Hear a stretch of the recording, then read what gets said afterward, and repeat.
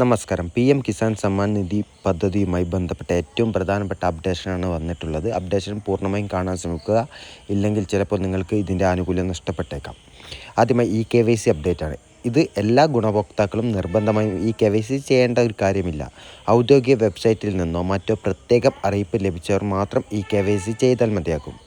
24ാം ഗഡു വിതരണമാണ്. PM കിസാൻ പദ്ധതിയുടെ 24ാം ഗഡു വിതരണം ഒക്ടോബർ അവസാനം അല്ലെങ്കിൽ നവംബർ മാസത്തോടെ വിതരണം ചെയ്യുമെന്നാണ് ഇപ്പോൾ പ്രതീക്ഷിക്കുന്നത്.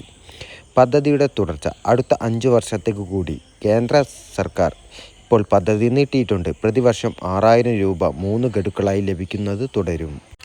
ഇനി കർഷകർക്കുള്ള മറ്റ് നിർദ്ദേശങ്ങൾ നോക്കിയാൽ അഗ്രിസ്റ്റാക്ക് രജിസ്ട്രേഷൻ. ഭാവിയിൽ ആനുകൂല്യങ്ങൾ ലഭിക്കുന്നതിന് ഇത് നിർബന്ധമായേക്കാം.